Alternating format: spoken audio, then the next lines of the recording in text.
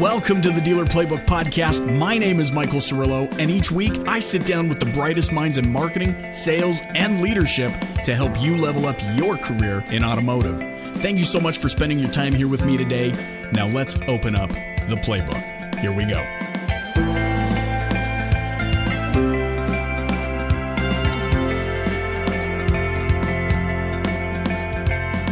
All right, and we're back with another episode of the Dealer Playbook Podcast. And today, I'm excited, welcoming back to the show my friend Grant Cardone. We're going to be talking about his brand new book, just dropped. You can grab it on Amazon. We'll link to that in the show notes. Be Obsessed or Be Average. Now, we're not just going to talk about the book like this. This isn't Regis and Kelly.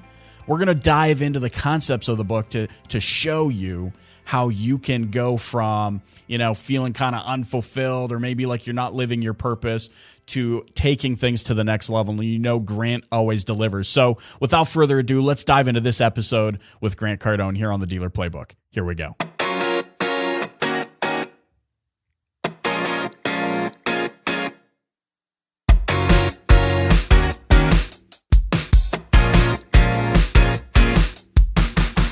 Here he is, man. New York Times best-selling author, international business coach, speaker, hustler, grinder, real estate tycoon. And now, back joining me on the Dealer Playbook Podcast to talk about his new book, Be Obsessed or Be Average. Here he is, the man, Grant Cardone. Thanks for joining me on the Dealer Playbook. Michael, hey, great to be with you again, buddy. Hey, this is going to be fun because, the last time we hooked up in Vegas, we talked a little bit about, we plugged a little bit about this book. Where's my book at, dude? Where's my book at? I got it right in front of me here. I did the one-click purchase. I got two copies on the way. They just didn't arrive. I see the domination book, but I don't see the Be Obsessed book, man. Yeah, it's on its way. Nice sweater, Michael. I like this sweater. Thanks. What you look rocking like, over there? Escobar loved his sweaters too. I'm just trying to take some of the limelight from that Kenneth Bone dude. He's rocking a sweater. Okay. The undecided voter. Kenneth Bone. Little bone or big bone? I don't know. Well, if you see him, he's probably hidden bone. Oh man, that was rude. All right. Well, you're gonna be cleaning that up, I can tell. that's gonna be chopped out. So I want to turn this over to you right out of the gates. I mean, I've written a little pamphlet over here, so I know the process of inking up a book. You've written several books now, super successful, all over the world. What was your motivation to jump back into the saddle and write another book? Well, really, the 10X rule wasn't finished, like the reason the 10X rule became such, it truly is an international phenomenon. Everywhere I go now, like somebody has read the 10X rule. We just got it translated. I think into Spanish. China's picked up both the 10X rule, Sell or Be Sold, and the new book, Be Obsessed or Be Average. The 10X rule, man, there's something to happen with it. And I talk about frequency all the time. I'm like, look, you're never going to get great until you get frequent. Your first piece of art will not be the one that makes you known. It's going to be later. It might be the one that was the perfect piece. It might be the best piece, but one piece will never get you known. So this is my 7th book. It's my 19th business program. And Be Obsessed really picks up where the 10X rule left off. And because literally millions of people, Michael, have asked me questions about the 10X rule that caused me to start realizing, hey, man, I didn't finish that book. How do you handle burnout? When is 10X too much? What happens when your wife is 1X and you're 10X? What happens when you work for a manager and the manager's kind of conservative and he's happy with the production of the company and you're like, dude, I'm telling you, man, I think we could do this much out of my one department. What happens when you're dealing with somebody that is budget focused and you're not? You're like, I'm expansion focused. I want to think like Google and you want to think like a mom and pop grocery store. And that's really what that I'm handling for myself in Be Obsessed or Be Average. Okay. Because let me just finish. Let me just say this. Yeah. You got to remember, dude, when I'm one guy that actually does what I'm writing, like anybody that saw me write the 10X rule, many of you don't know this, but I was defending myself for doing 10X, right? And because I get heat for it. You promote too much, you market too much, dude. You're too freaking arrogant, blah, blah, blah. Which brought me to this other place where, like, I want to be obsessed with who I really am, okay? I want to be me, and I got to figure that out, even if I'm screwing up. Right. I got to figure out, and that's all I'm doing all the time. My whole life since I was 10 years old, I'm trying to figure out Grant. And be who Grant is. And that's, this book is probably more personal to me than any book that I've written. And so this is kind of, I love what you said, because I mean, I feel like so many times people aren't writing from a place of, genuine, like, hey, we're doing this. I did this. This is what I'm currently doing. I'm currently experiencing my own journey. And here's some of the lessons I've learned. Got to get that position, the lighting.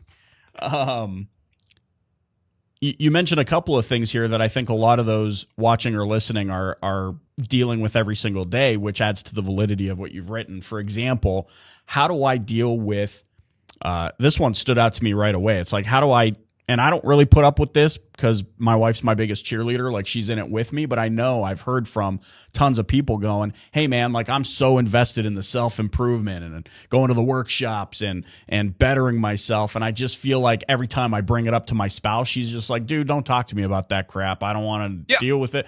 So how do you dive into that? I mean, what's the reason for that? I'll tell you what it is, man. The people that can't confront their own self-improvement will not want the people around you to self-improve. The haters, the whole hater thing on the internet it's so popular. Haters gonna hate. Mm-hmm.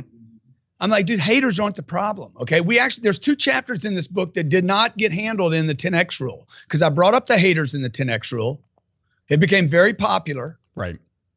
But the haters aren't the problem, okay? I suggested this in the 10X rule, but nobody got it. The hater is not the problem, man. Hitler wasn't the problem, dude. It was the people behind the scenes pushing the deal through, okay? He was obvious that he was a freaking loony, It's not just Saddam or bin Laden that are the problem. It's who's behind the bin Laden thing, man.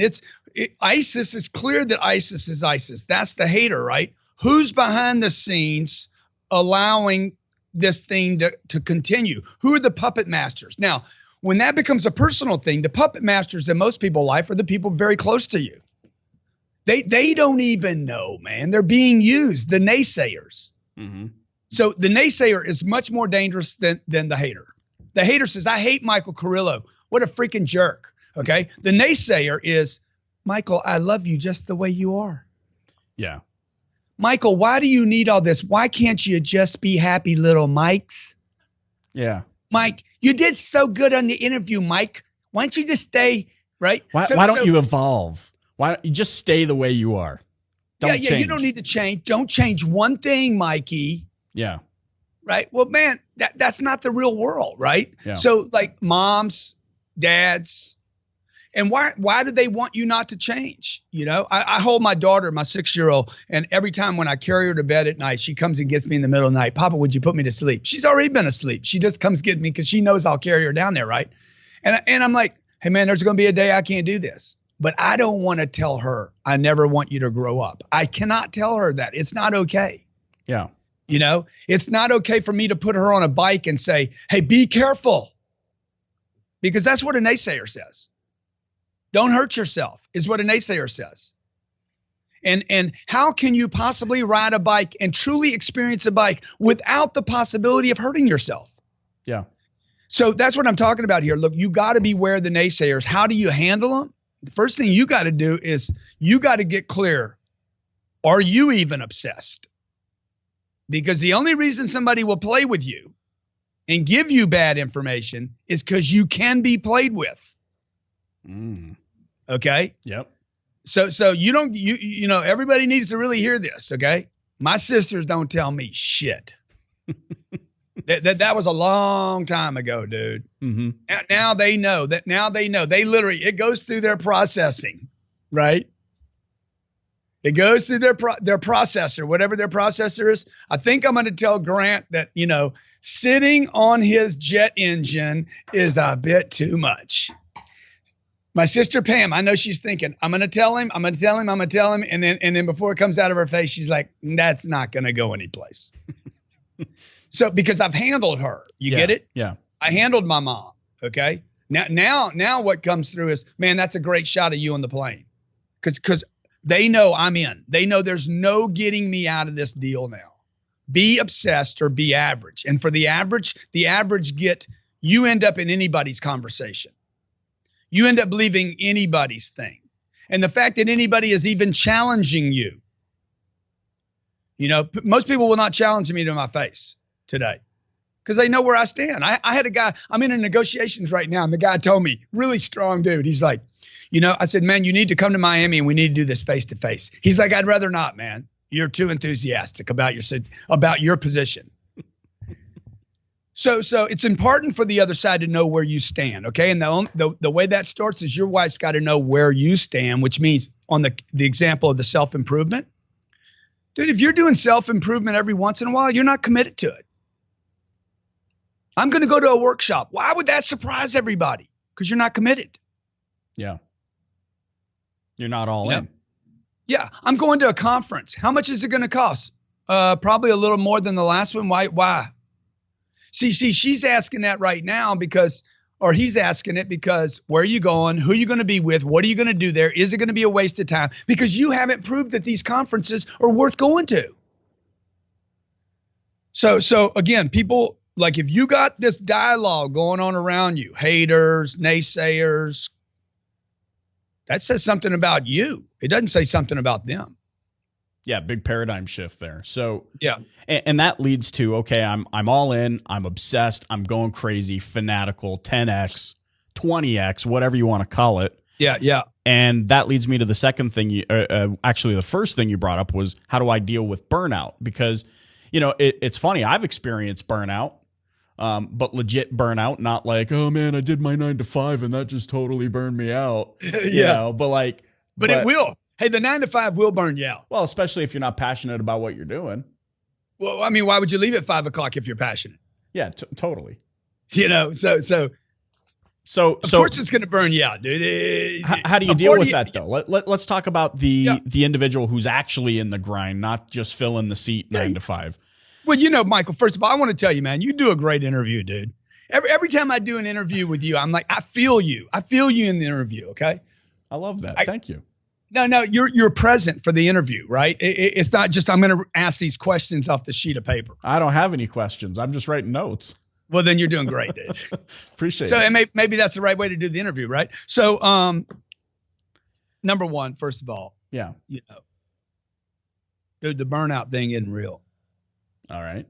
It's misdescribed. As I talk a lot in this book about labels, I had 125 people reached out to me yesterday and said, I have a problem with drugs, man. Can you help me? This book is really about being mislabeled. So I was mislabeled ADD, ADHD. Oh, by the way, those aren't the bad ones. Okay. Bipolar. That's not the bad one. Here's a bad one. Dude, you're greedy, man. Mm. You damn right I am, dude. Okay. Now what you going to call me now? So you're saying, wait, follow me here. Okay. Okay. Yep. But don't call me I'm burnout. I'm not burnout because people don't say I'm burnout. People say, hey man, you look tired. Really? Are you tired? I'm tired all the time, but that doesn't stop me. So what, dude? I had a guy tell me the other night I'm tired. I'm like, dude, why is that what you notice? Right? You didn't notice that I'm in good shape for 59 years old.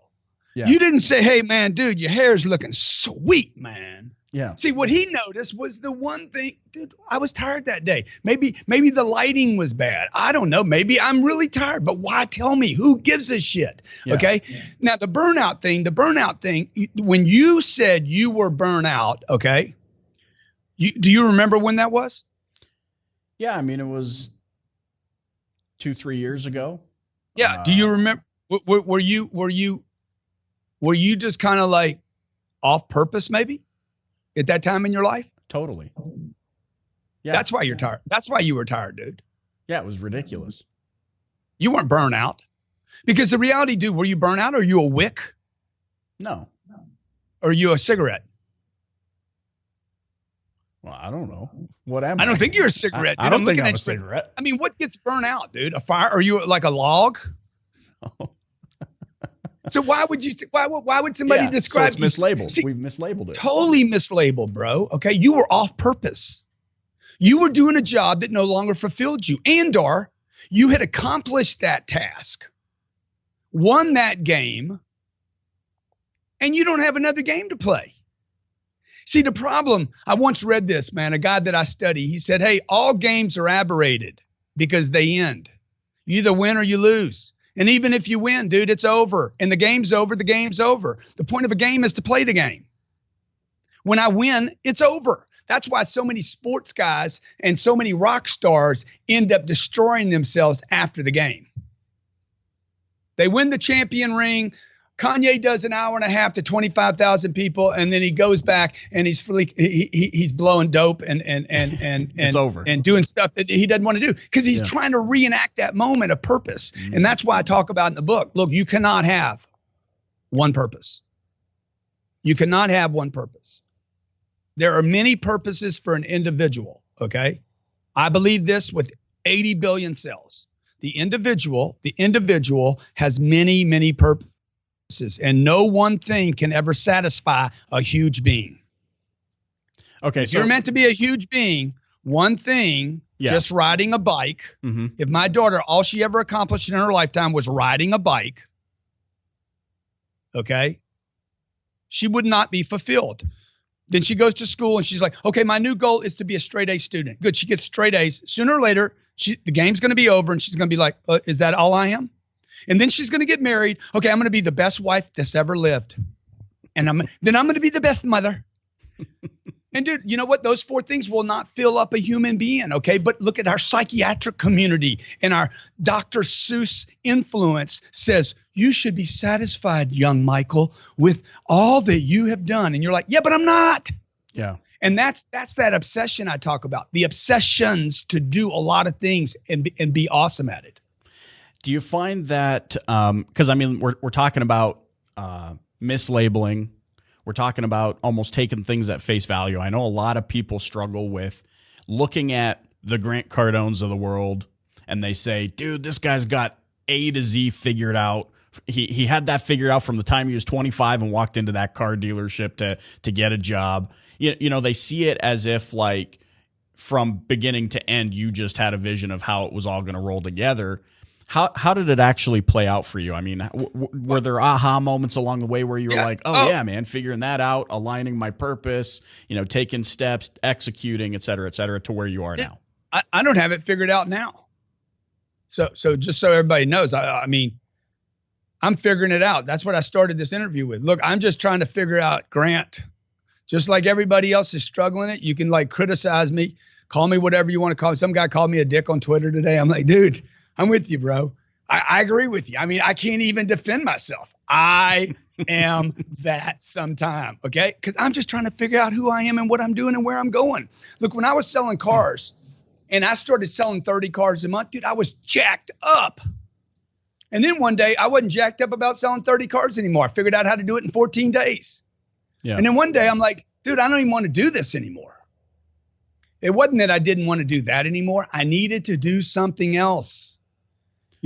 It's not, sooner or later, the players all end up with a second dealership. Yeah. You expanded beyond your current situation. Yeah, exactly. Now, I either have to give that up. You look at Jack over at Twitter, he's like, man, I can't be satisfied with Twitter. So what did he do? Went and started Foursquare or whatever his deal is. He's going to run them both into the ground. He's not going to make either one of them work, unfortunately. He should have really stayed with Twitter, made it work, and then throw it away or sell it, and then move on to a different thing. But again, even me saying Jack, Jack with the founder of Twitter, look, it's his life, man. So maybe that's what he needs to do.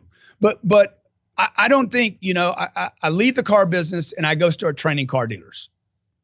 I'm making, when I hit my seminar circuit, I was doing 200 speaking gigs a year.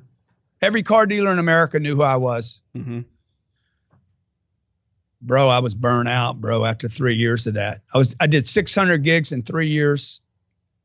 I wasn't burnt out because of the work. I wasn't burnt out because of the plane. I thought I was. I was burnt out because I was telling the same story over and over to a similar group of people over and over that had similar intentions. And that was basically re-stimulating, reminding me every day that I was not fulfilling my purpose.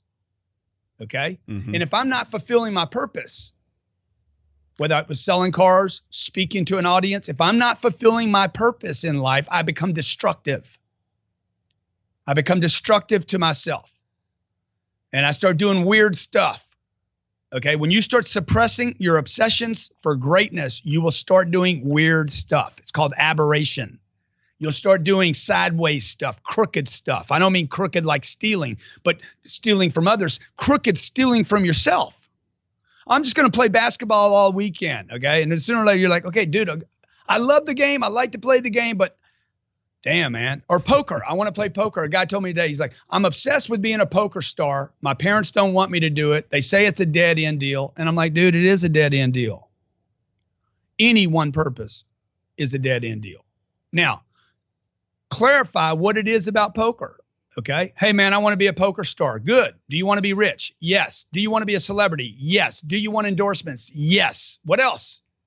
I don't know. You need to think about it, bro, because I guarantee it's going to take more than 4 things. Do you want a hot wife?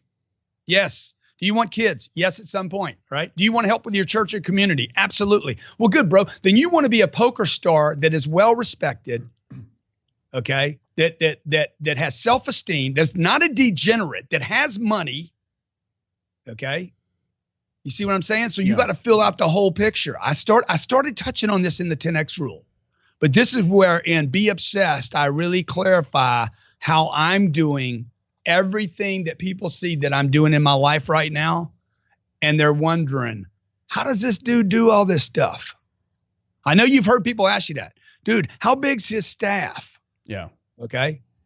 All the time. How's he doing all this? How does he do all this stuff in one day? You know, because when you tap into this Be Obsessed thing, when you tap into this all in, not crazy, by the way, I'm not crazy. I'm obsessed. Yeah.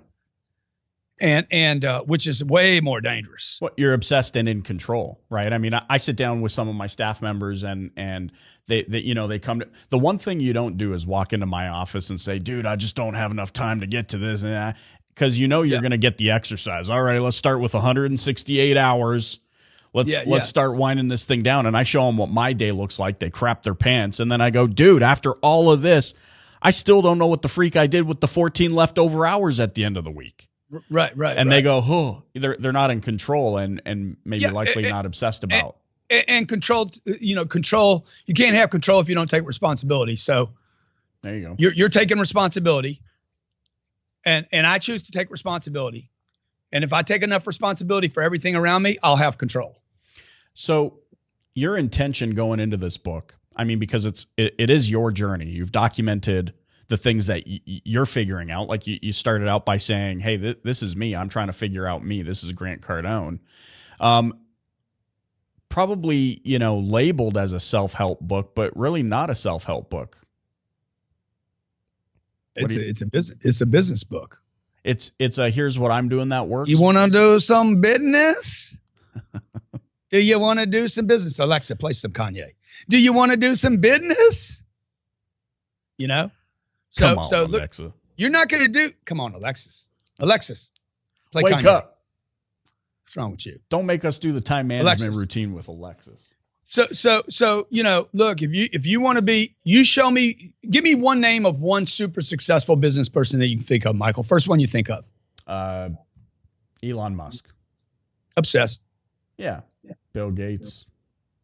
Obsessed. Warren Buffett. Guy was a freaking maniac, dude. Let's talk about Bill Gates. Yeah, okay? let's talk about Bill Gates. If you study Bill Gates, and you guys should, Alexa, play Kanye. There it is. Yo, G, did you hear that, dude? Yo, G. I heard that. Dude, the guy was an beast. Early on, I mean, carnivorous. Like, he started in a garage. I hear people tell this story. Well, Bill Gates, the richest man in the world, started his business in a garage. Yeah, but that's not where Microsoft became a business. Okay. Nobody's made it in a garage, man. That's where it started. Okay. Okay. Right. The Cadillac ad. I think the Cadillac started in a garage. Well, that's good. It ended up in Detroit. Yeah.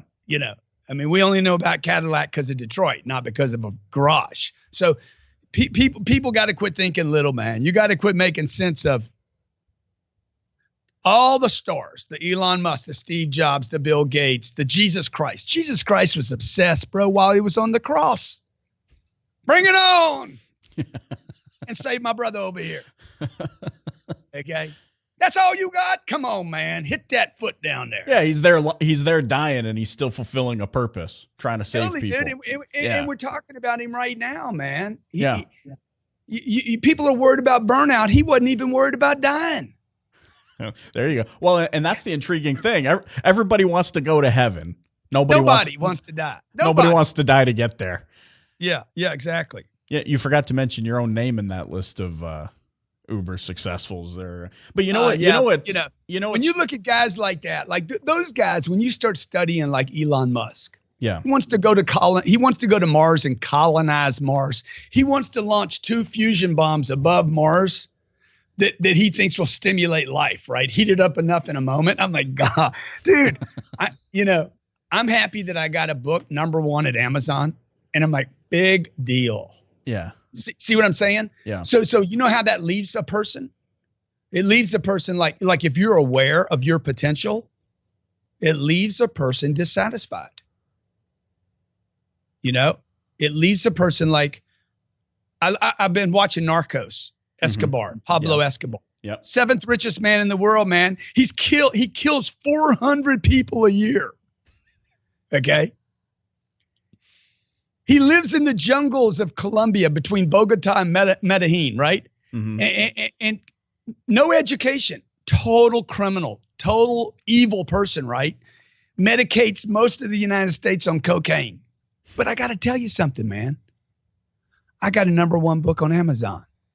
Big deal. Hey, so but you know what? Once those fusion bombs go off, there's gonna need a real estate on Mars. Yeah. The point of the Escobar conversation is, dude, the guy, even though it was, misused, the amount of potential energy, the fusion bomb inside of that guy, it leaves me dissatisfied. When I see a guy becomes the 7th richest person in the world, and I look at the goals that I've accomplished, it becomes inspiration. I'm not worried about being Pablo Escobar. I'm not going to be evil or criminal or bad. Okay. I'm not going to, whatever Donald Trump's being accused of right now, isn't going to happen to me, dude, because I've cleaned up my whole life. So I don't have these weird things popping out of me. Yeah. That so many people, so many of my friends and so many people that write me say, look, dude, I got these problems going on in my life. 125 people wrote me yesterday and said, dude, I got a problem with weed, Xanax, Ritalin, Prozac, like 125 people. They wrote me at addicted@grantcardone.com. Yeah. And I said, look, I know how to get off drugs, man. I know how to get off drugs, stay off drugs, and get drugs out of your body forever. And most importantly, not spend the rest of your life thinking you have a disease or that you're powerless, because you're not. You don't have a disease. And you are never powerless, man. Okay. The problem is somewhere along the line, the drug addict, I believe this, lost his or her self-respect and belief in themselves, started denying their potential, their positive obsessions, and ended up with an ism. Yeah. Well, what stands out to me too is, just rewinding to Bill Gates for a second and individuals like him. I mean, there's so many people that go, oh man, we see that. They're not using what they see as inspiration. They're using it as, see, there's already somebody that came up with this stuff. What I love about Bill Gates is, I was reading an article about him and he kind of openly admitted, it was a Q&A article. He's like, look, there were several other people that had ideas that were similar to mine. I was just the only one that took action on them and did something, or I got to it first. Or I just chose to dominate. Yeah, the guy was obsessed, dude. Right. And so he's like we say in Louisiana, like a hungry dog on the back of a meat truck. Yeah, you know, I had a 200-pound Mastiff when I lived in Los Angeles. We had a bunch of dogs, and there's 200-pound Mastiff. I mean, monster, massive, unbelievable, gorgeous dog. I've always loved animals, particularly dogs. And I walk up on this Mastiff, dude, and this Mastiff reaches up, grabs my right arm, right, and I just surrendered to him. I know how to play with a big dog. He wasn't playing though. He was angry. He thought he was being threatened, you know. And I know this about a dog that size, dude. Surrender to him. You start pulling away from that dog, okay? That dog is locking down. That dog's obsessed with some femur, in this case, some forearm. And I just gave it to him and pushed it into his mouth, basically. But hungry dog on the back of a meat truck, that's what people have to develop. I'm not talking about enthusiasm. I'm not talking about passion. I'm not talking about a state change. I'm not talking about motivation. I'm talking about obsession. If you met me 25 years ago, man, I was saying enthusiasm, attitude. Attitude is important. Enthusiasm is important. No, obsession, okay, is important. Okay, so I mean, for the real estate agent, the car sales professional, the retail mountain bike store owner, you know, they're listening to this and they're saying, what do I do? How do I turn on the you know, hungry dog without, you know, because and I've struggled with this in the past. You all of a sudden start becoming the person that you're getting the inspiration from. Like you start acting like them, you start talking like them. How do you do it but maintain, you know, authenticity? Like you maintain yourself through that. Because and you brought up a good point. In fact, you're the only person who's ever asked that question. I remember studying a guy when I was 25 years old. Dude, I studied the guy so much, I started picking up his mannerisms. I remember walking across the showroom floor feeling like the guy. I was like, damn, I'm walking like him now. Yeah. Okay. No problem. You will not leave you. Stay with it. Don't worry about it. Okay. The authentic you will integrate. It's impossible, right? I could, if I studied if I studied every interview you did over and over and over, hundreds of hours, sooner or later, I'm going to start picking up your Carrillo mannerisms. You'd be wearing a sweater. Yeah. Even if it's funny though, because I say that in full transparency because and I'm telling you right now, and I'm not trying to go all fanboy here all of a sudden, but like, I remember the first time we signed up with your training program back in 2012, dude. Well, and here I go. I had never said dude as much as I said dude after I said and now I say dude all the time. Yeah. But it's now just. And I thought you were the reason I said dude. This cross-pollination. Yeah, you know what I'm saying? Like I start saying dude and freaking and all that. And I mean, over time, those are me. You know, anybody that hears me like, dude, Cirillo says freaking all the time when he's talking. Yeah. But it's become me. And but for a while I was like, just like what you said. And that's why I think there's a lot of people struggling with it. I was like, dude, I'm like the bald Cardone. Yeah, yeah. But with the Danny DeVito-esque body, not the, Timberlake or whoever. I met Danny, by the way. Oh, did you? Yeah. He came to my house. He was going to buy my house in the hills in LA. So his real estate agent said, don't talk to Mr. DeVito when he comes in. So of course, what did I do? Yeah, of course. I said, hey, big man, your dude over there, your dude told me not to talk to you. So I thought we'd just get it out of the way. Did he really say that? I said, yeah, he really said that, which is kind of offensive. So you talk about. By the way, I didn't show him the high ceilings. You showed him the low countertops in the bathroom. I would normally show that feature. So yeah, but back to the conversation about, if you're not morphing into somebody else's personality, you're not studying anyone. And if you're not having that morph experience, like, hey, I feel like I'm becoming that person, you're studying too many people. It's one of the two. You're either not, and like if you're watching me and Gary and Bob and John and Linda and most people are collecting too much data. Right. Hey, Scott, can I call you right back? I'm right in the middle of an interview and I'm highly interested in all three of those deals. Okay, thanks. So And that just brings me back to this other topic about hustle and grind. Mm-hmm.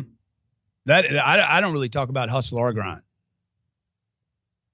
Why is that? I suggest everybody not hustle and not grind and become obsessed. And you'd say obsessed, the key difference because look, if you watch any of the guys that are doing the hustle and the grind, there's some other. Well, just look around, man. Look at their lives, man.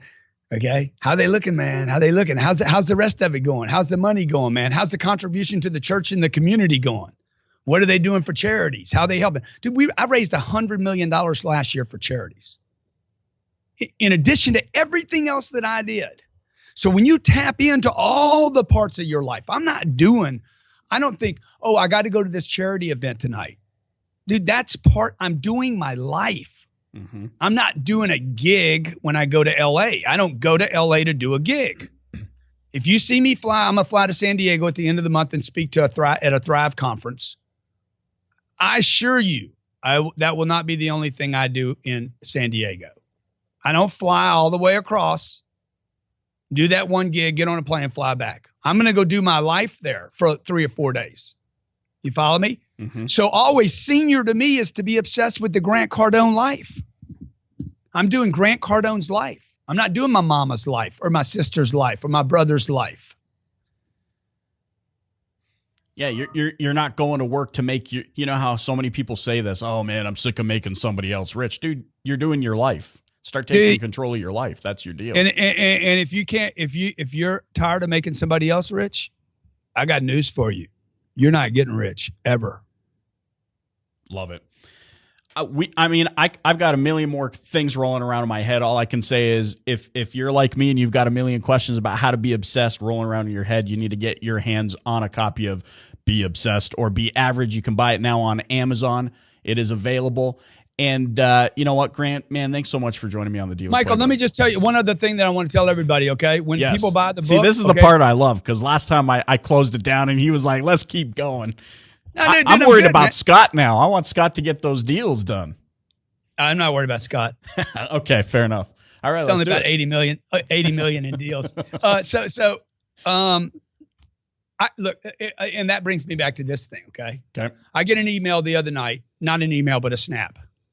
And this kid's like, the same day I sold a piece of property, I made $9 million. The escrow closed at 8.970. Yeah. That was transferred to me that day. And that night I got a Snapchat from a kid that said, hey man, I got a hold of a program and I made a commitment to quit using drugs because of that program. He's like, a day before I ran into you, I was thinking about committing suicide and I made a commitment.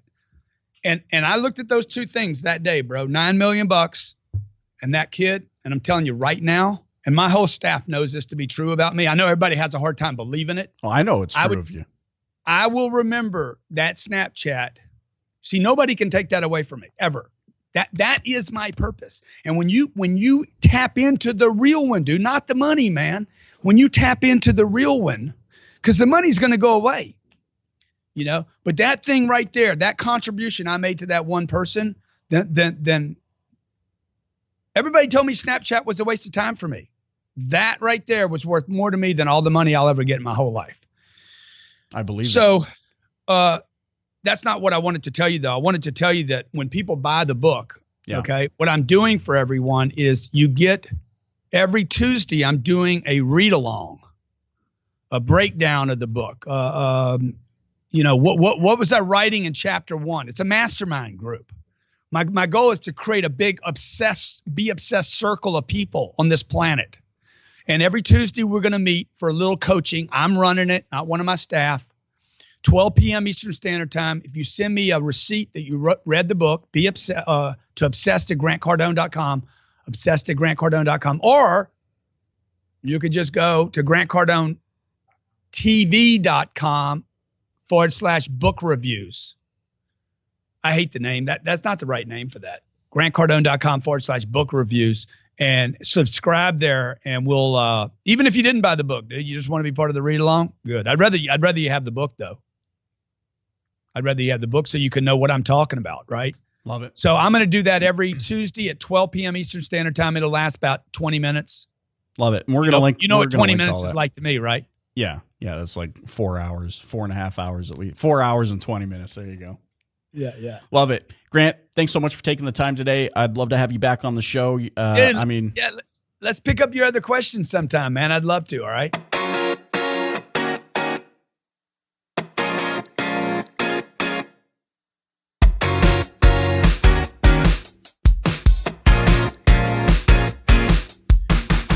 Probably one of the favorite things that stood out to me from this sit down with Grant is, there's just this authenticity to the guy. I mean, you can't dog on his authenticity.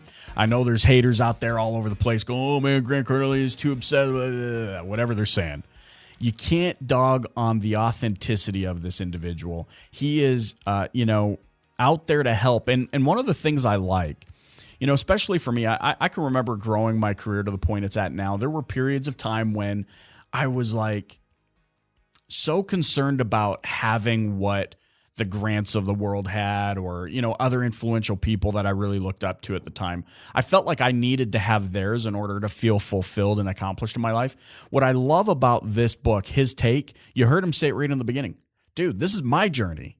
This is about me. This is what I've done. This is what I'm currently doing. And the other part I love to that is he admitted he's still trying to figure it out for himself. And so I guess where I'm going with that is you need to embrace your journey. You need to be comfortable with the journey, the adventure that you've embarked on. It's yours and yours alone. It's very important what influences you let creep in. It's very important that you set a standard for yourself, that you get committed and obsessed and clear on what it is that you're actually trying to accomplish. Those things make such a difference. I can tell you from my own personal experience, makes such a huge difference when you are embarking on that journey towards your definition of success. If you like this show, I would love a review on iTunes. Heck, let's give away some books. All you got to do is leave an honest review of the Dealer Playbook podcast on iTunes. Send a screenshot of your review to michael@thedealerplaybook.com, and we'll get you out a copy of Grant's latest book, Be Obsessed or Be Average. And you know what? If you enjoyed the show on YouTube, I would love a like and a subscribe. And as always, guys, keep the playbook open and dominate.